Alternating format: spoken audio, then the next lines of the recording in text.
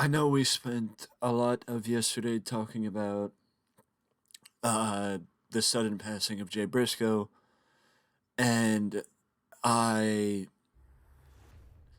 put together a very emotional and heartfelt tribute to Jay. Um, After Dynamite last night, AEW featured or taped a Jay Briscoe tribute show. I will not be sharing the spoilers here, but they taped an ROH tribute show which featured ROH World Champion Claudio Castagnoli, Wheeler Yuta, Athena, and various other stars from Ring of Honor.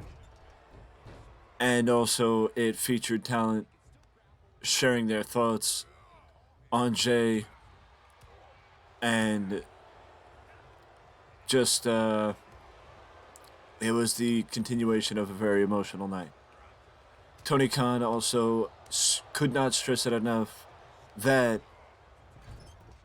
the show, the tribute show taped after Dynamite for Jay Briscoe, would be featured for free on Honor Club, Ring of Honor subscription service, and also it would be featured on Ring of Honor's YouTube channel for free.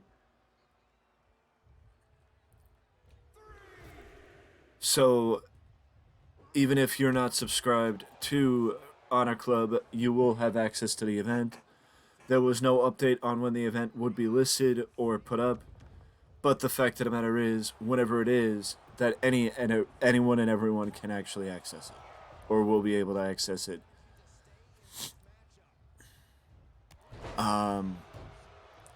One thing that I may not have talked about yesterday, but I did talk about in the comment section of the tribute video, was that Jay's daughters were in the car and that they had they were in the midst of having surgery, I believe either yesterday afternoon or at some point yesterday. The reason why I didn't mention it is because I wasn't sure of the details, so I didn't really want to mention it. But what I do know is that, or what I do hope is, I should say, is that Jay's kids, Jay and Ashley's kids, are okay. I wish nothing but the best to Jay,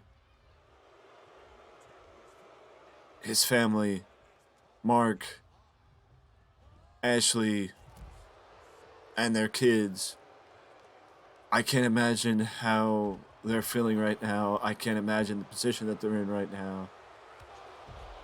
But just know that they are receiving nothing. But I just hope they know how much love that they are getting from the wrestling world right now.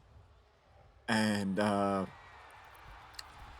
let's change the subject before I start crying again.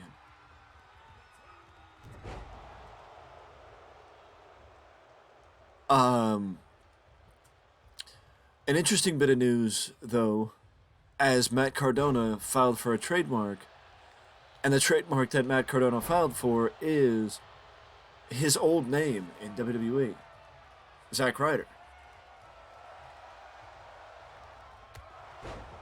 So Matt Cardona, for those who may not, for those who may have lived under a rock for the better part of the last 15 years, before his time in WWE, before his time in WWE came to an end,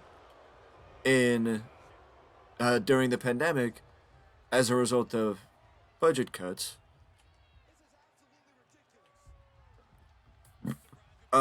he was a featured WWE star for the better part of a decade. And the fact of the matter is, his name was Zack Ryder. But once he made the move to the Indies, he was under his name Matt Cardona. And from there, he became one of the featured talent on the independents, winning world championships everywhere he went, and becoming sort of a belt collector, the likes of which only Kenny Omega knows how that is. It is interesting because now Matt Cardona has the ability to benefit from his former persona. And WWE must have relinquished the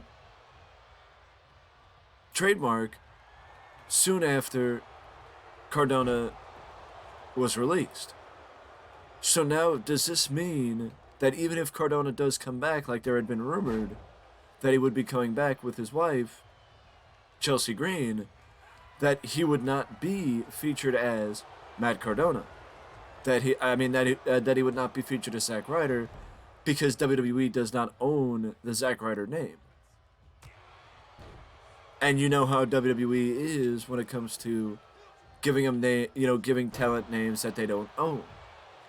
So it is an interesting turn of events for Matt Cardona that he actually owns his former persona, because now we can make merchandise to benefit from the Zack Ryder name.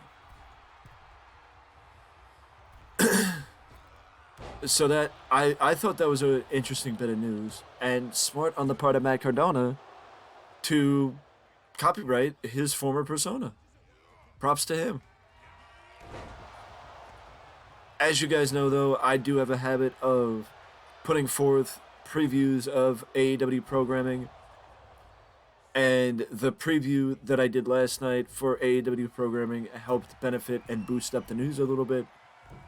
And that's what I'm going to do here, as next week we have 2 matches announced for Dynamite with AEW, with the continuation of the build to Revolution, with Bryan Danielson going up against one third of the Ring of Honor Tag Team Champions, the Ring of Honor Trios Champions, in Brian Cage, as Bryan Danielson's build to a possible title match against MJF continues,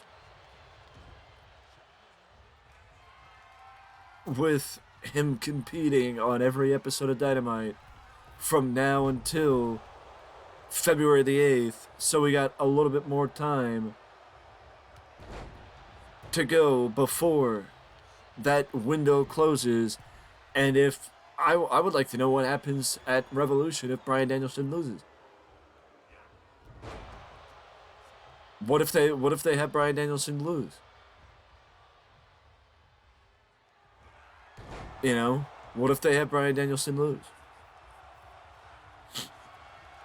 You know, does that mean that MJF will fight somebody else?